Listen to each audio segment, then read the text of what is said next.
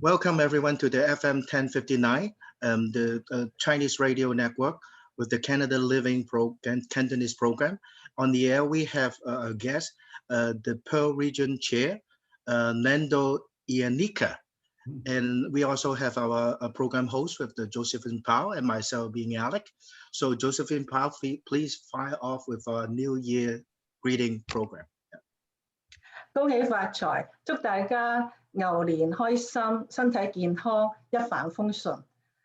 Tonight it's my pleasure to introduce to you the chair of the Peel Regional Council, Mr. Nando Iannicca. He's a veteran politician. He actually at one point was the youngest, councillor elected to the city of Mississauga, right? And the longest serving councillor, so very impressed. And the other thing is, I would like to tell everybody that, Region of Peel is the regional municipality of, Peel Region. Actually, it got several excellence awards across Canada as top municipal governments. First, the gold level, and now the platinum level in 2019. So congratulations and welcome. Thank you. It's an honor to be here. Thank you very much, Josephine and Alec. I look forward to, and Kang Hei Fat Choi. Yeah, that's important. Yeah, so that's a good start. Yes. Yeah. So, Mr. Chair, would you please, tell us a little bit, like an overview of, the Peel Regional Council and how the Peel Regional Police and the Peel, what we call Regional Peel, actually is the regional government of Peel, right? Yes. How they are related to the council. Very good. Well, it's a pleasure. And thank you very much for having me on the show. I am delighted to be here on behalf of the region of Peel. And you're absolutely right. The region of Peel is the third largest municipality in Canada. We're about 1.5 million people, and it surprises people to learn Toronto is bigger, Montreal is bigger, and then it's us. We are the third largest municipal regional government in Canada, and we make up Mississauga, Brampton, and Caledon. So that makes up the region of Peel. Of course, many of our listeners would know of the Mississauga Town Council, Mayor Crombie, Mayor Brown in Brampton, Mayor Thompson in Caledon. And so they run their local governments with their councillors. And in total, we have 24 at the region of Peel. So Mississauga sends us 12 councillors, including the mayor. Brampton sends us 7 councillors, including the mayor. And Caledon sends us 5 councillors, including the mayor. So that's 24 seats around regional government. And I'm the 25th as chair and CEO. You mentioned I had the privilege of being elected in 1988, which I know is a very, very lucky year. I thought it was. And I was 26 years old at the time. Whoa. I was elected in the district that I was born in. So the central part of Mississauga, Cooksville, downtown. So much of the zoning and the development in Mississauga was something that I helped create from all the years that I'd been a municipal councillor. After 30 years, I thought I would be retiring and going back to my background. I have degrees in journalism, political science, and economics. And before becoming a politician, I worked on Bay Street. I had all my financial security papers, and I worked on Bay Street for an investment firm. And then the councilman who represents my area where I was born, Ward 7, stepped down. And of all people, my wife said, "You'd be perfect for the job." And I never thought I would be a politician. Well, that was 10 elections ago. So I was ready to leave, get back and work in the financial services sector. And then the mayors in Mississauga, Brampton, Caledon, and the councillors said, "Nando, our regional chairman stepped down. Would you take this honor?" And I was so honored and privileged. So here I am as the regional chair. So what? Your wife elected you first, basically. I must tell you, Alec, it's interesting. At the time, I was working in the financial services sector, just starting my career. Everybody in the family, my parents, etc., Nando, not politics. You work so hard in university, stay in the business sector. It was my wife, Anne-Marie, who said, "You would be perfect." So yeah. I resigned from, in fact, this is very emotional. Today is February 8th. Yep. It would be my parents' anniversary. My parents, Mario and Iannicca, immigrants from Italy, who have both passed away, but I was blessed with great, great, great parents. February 8th is their anniversary. February 8th is the day I resigned from my job. I knocked on doors for Oh, 10 Oh, months. congratulations. My wife supported the family. She paid all the bills because I didn't have a job. I spent 10 months knocking on doors, and I was lucky enough to win the election. And that was 32 years ago now. Yeah, So yeah, I've been yeah. very, very So, lucky. so I hope, like, you wouldn't regret, because according to Chinese, you're slightly, with the, higher forehead, meaning Yes. that you are rich, yeah. and maybe the Oh, route you may become a billionaire. oh, But on the other oh, hand, you never know. You may also lose money when you're yeah, but you know in what? Bay My Street. Yeah, blessings come in the life that I've lived, the family I had, the privilege I've had in public office, and now being chairman of the region of Peel. It's it's such a great it's a blessing. quite fulfilling job. Yes, yes. I've been a very Yeah. lucky man in life. Yes. So I've been very, very, very blessed. Yes. We in Chinese, we say every successful man behind, there's a good woman behind, right? Absolutely. Supporting you all the way. I think every culture knows that. So I've been very blessed. And we've just celebrated our 33rd wedding anniversary. And our sons, Damien and Francis, Damien, a graduate of the University of Toronto, Francis finishing his last term at the University of Toronto. So we've been very, very, very blessed, to say the least. And as I say, at the region of Peel, as you mentioned, so that's the size, 1.5 million people, Mississauga, Brampton, Caledon, and we are a two-tier level of government. So Mississauga, Brampton, and Caledon do the local level, do the rezonings, run the community centers, run the libraries. But as regional government, the reason regional government was created, I tell people, it was based on common sense delivery of services. So for example, Mississauga's on the lake. Brampton does not have waterfront. Brampton needs water and sewer. Well, why would you have one organization in Mississauga, then a separate company in Brampton, then a separate one in Caledon? Oh, Why don't we just have one water authority? And that was the region for regional government. We have our main spine road. Toronto has its Yonge Street. We have Hurontario, Highway 10, that goes from the waterfront all the way to Lake Huron. By the way, that's why it's called Hurontario.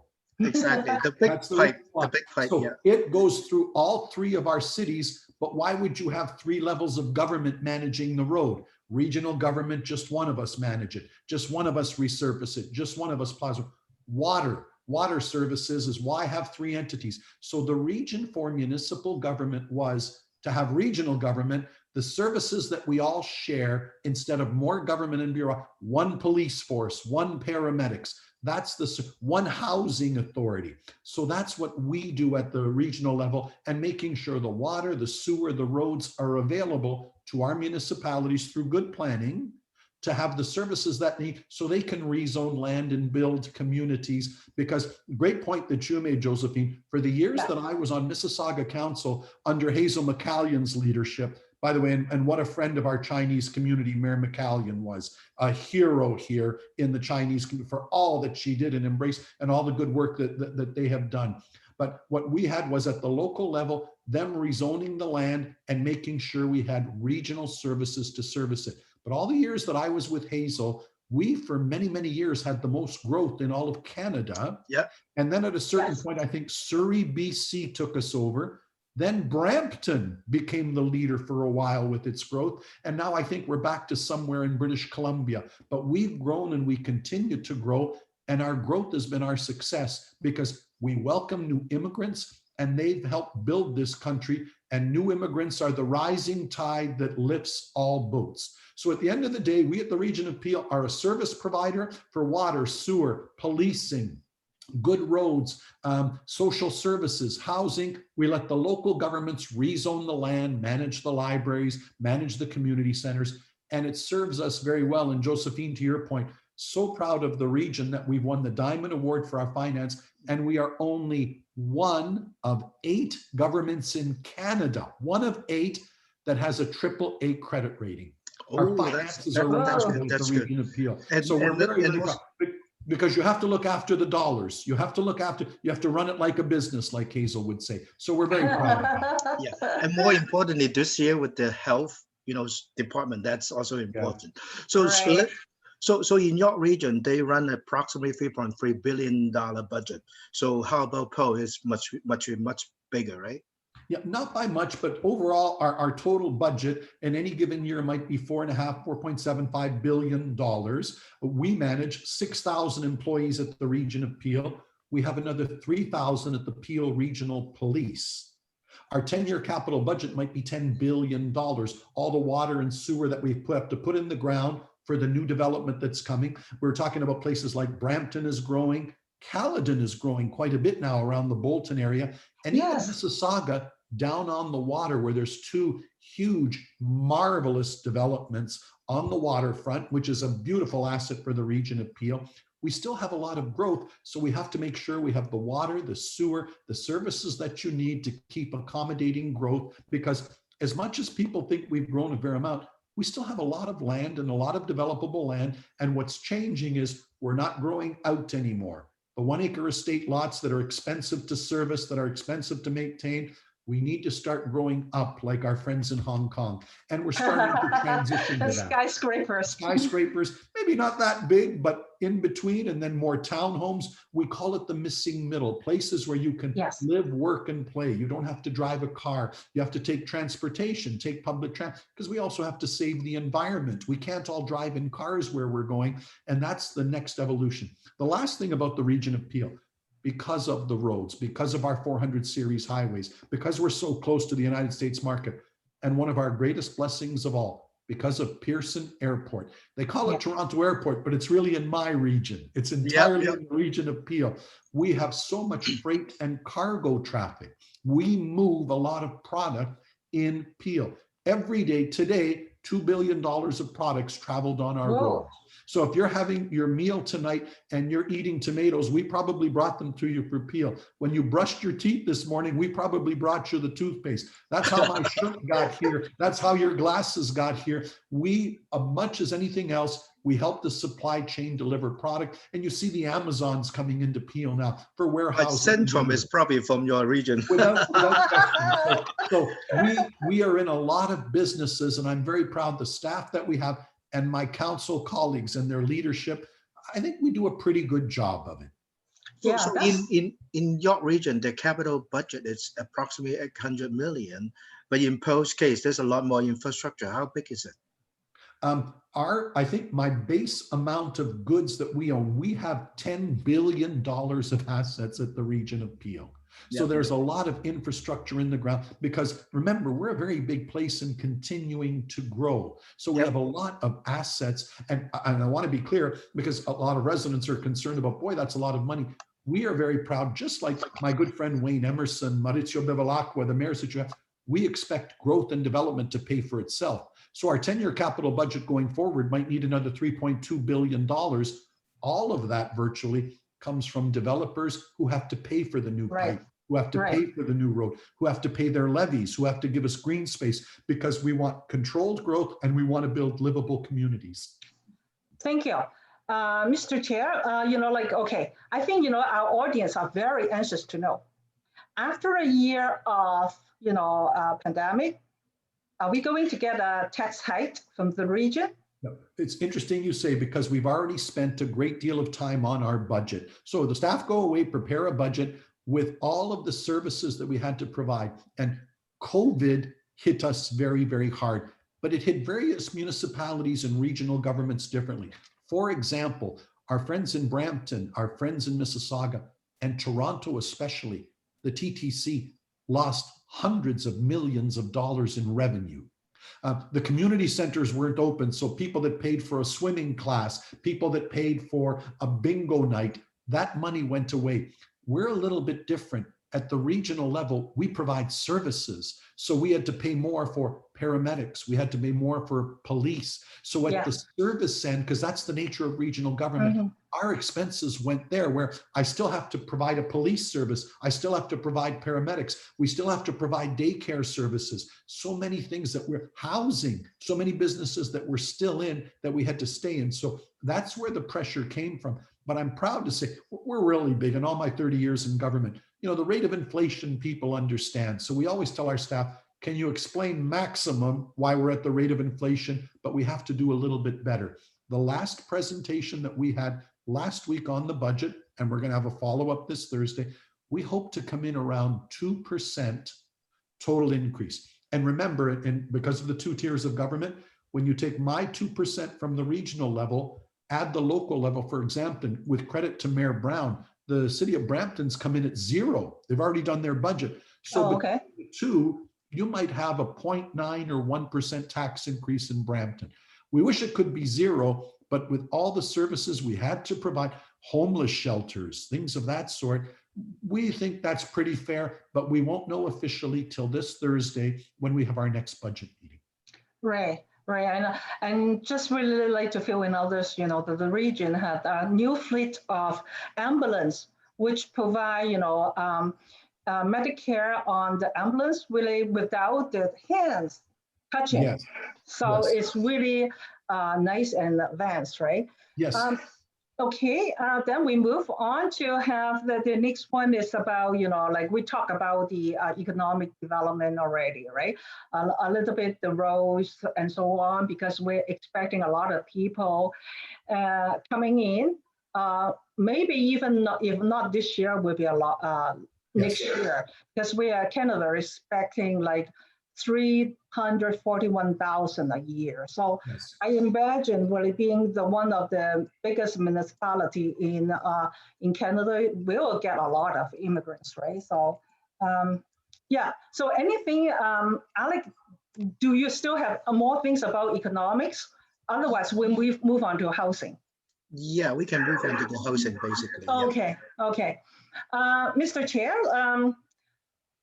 our first question is very, very straightforward, okay? Yes. First question is, how long do people have to wait for subsidized housing?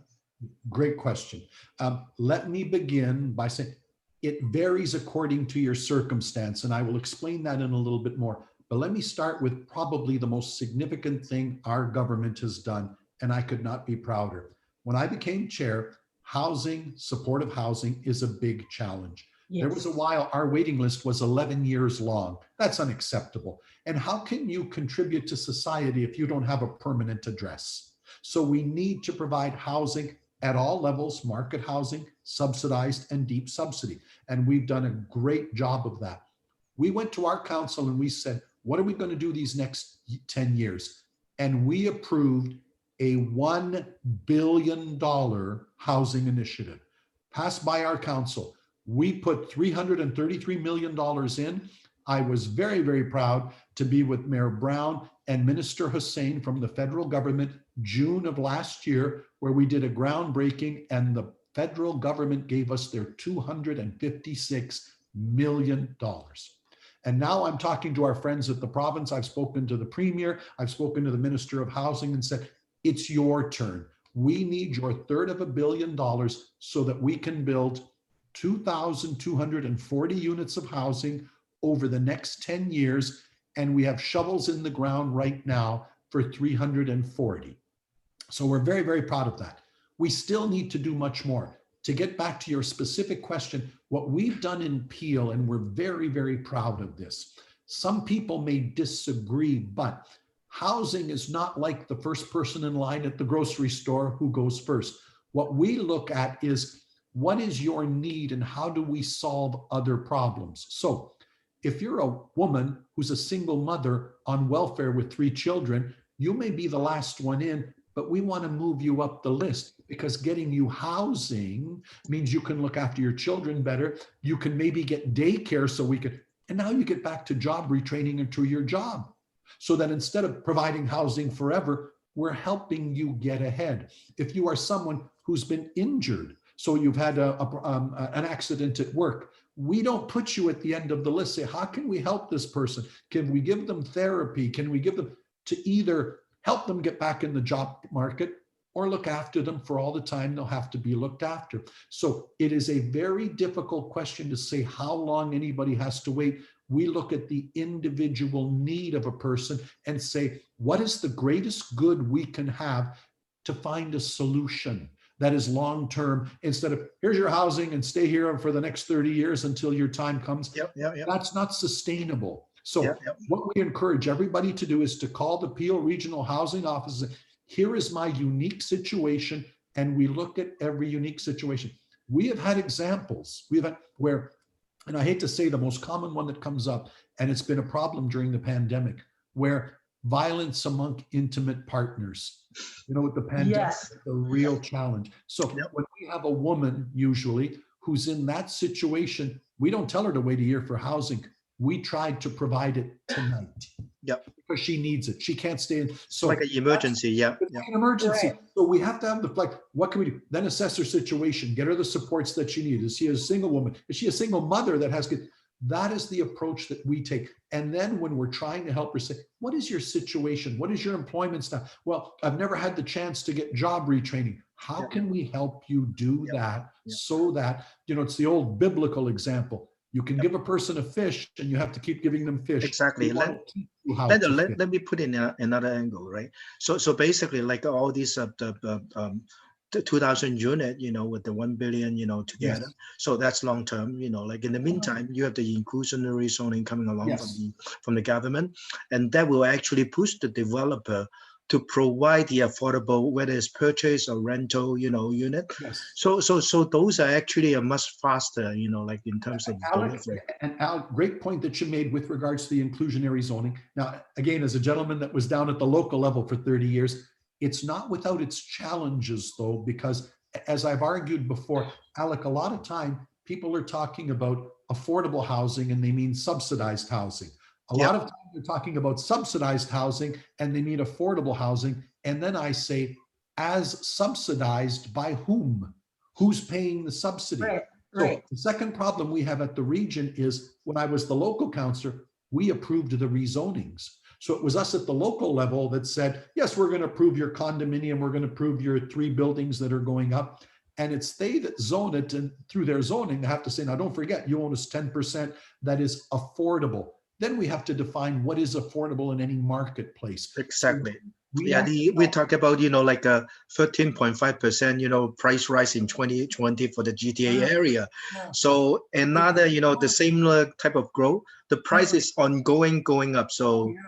And it's a real challenge, because if you can't house all the people in your community at some level, suddenly the people who provide my paramedics, my health services folks, they can't live in your community. Yeah, now you have a real, so at some level, everybody has to find a place to live in your community. And that is one of the big challenges. But I must tell you, I've given this a lot of thought in my mind. I'm going to tell you a very interesting story. That if we wanted to solve the housing crisis, yes, we have inclusionary zoning. Yes, we can put $1 billion into it. But let me tell you something remarkable. When I go to bed tonight, when you go to bed tonight, when we go to bed tonight in the GTA, there are more than 1 million empty bedrooms in the Toronto greater area. I have to admit, in my house, there are 2. I know where you're coming from. Yeah. And if we could manage for people base room apartments, they already have the basement. These are older couple, but the challenge is, and I talk, Nando, we don't know about the Landlord Tenant Act. If you get a bad tenant, can you get rid of them? We hear the horror story, but we could solve the problem overnight if the governments gave us easier legislation to allow for basement apartments as of right.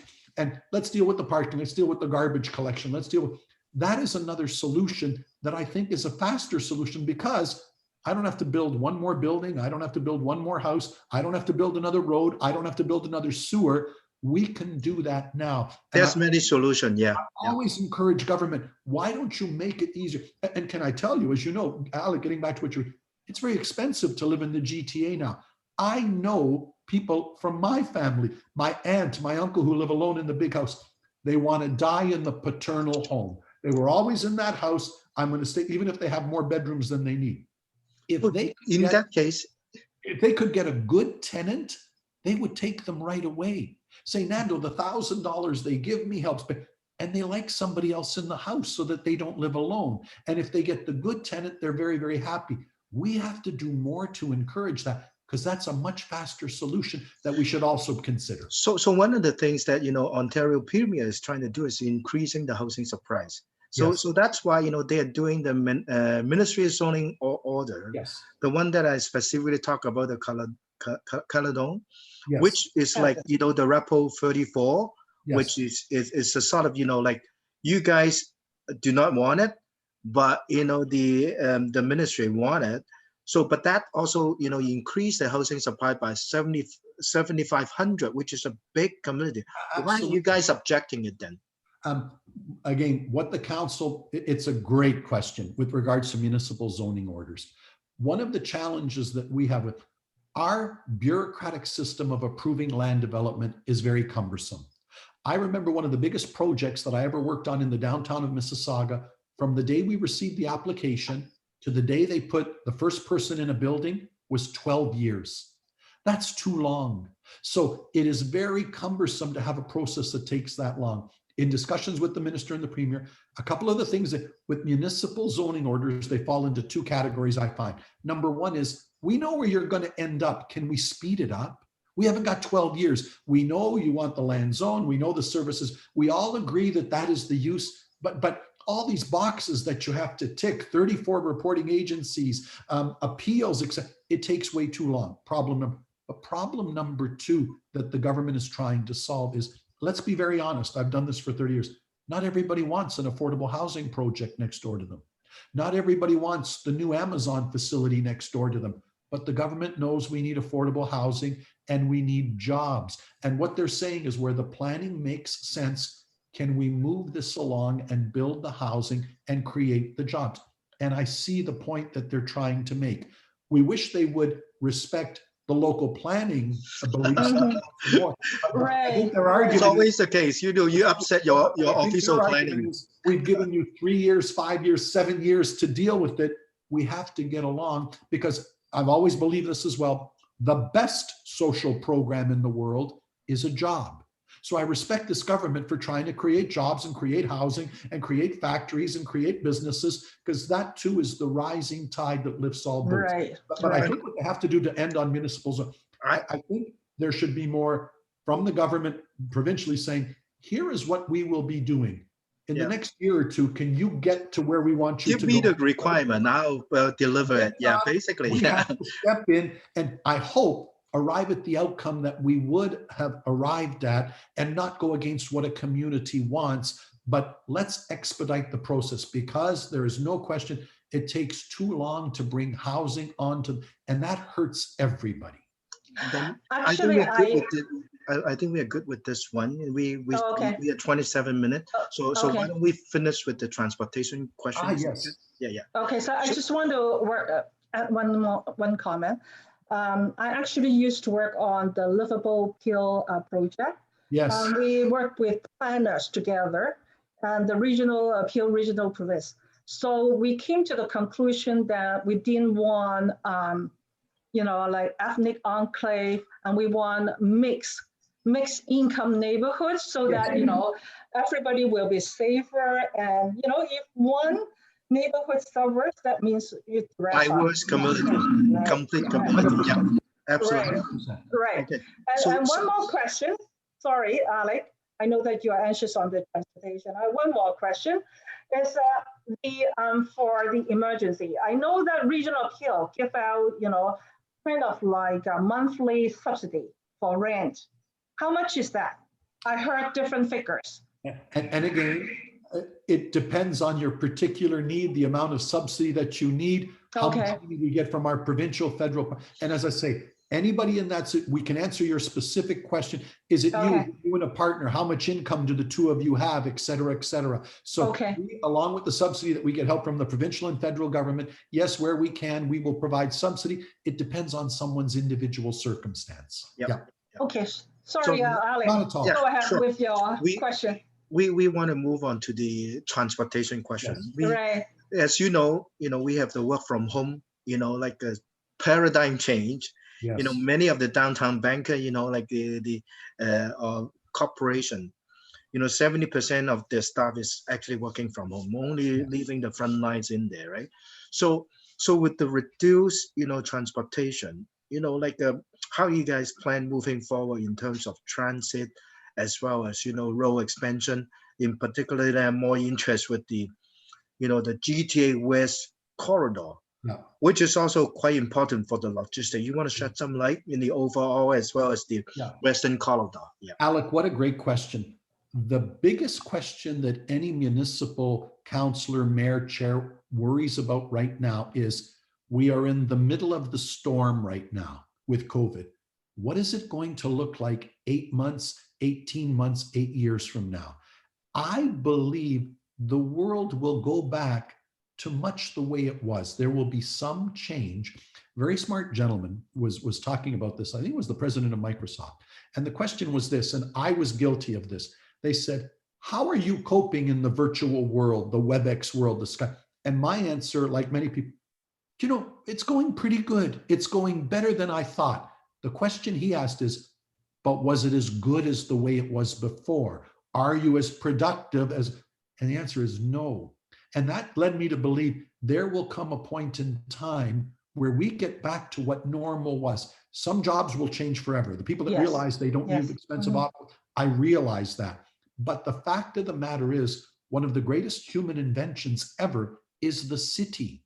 Vibrant cities where we commune with each other, different characters, different opportunities. You can't build a symphony orchestra for everybody in farmland. You build it where people are that can sustain it, and hockey teams and professional basketball and culture and music, and big cities deliver that, and they deliver it well. A lot of employment, a lot of growth going forward is the service industries. They congregate rather around big cities. So I think the death of the city is overstated now. So what does that mean? What do we do now? So for example, somebody might say, no, Nando, we're all going to work from home. Get rid of the 413 corridor.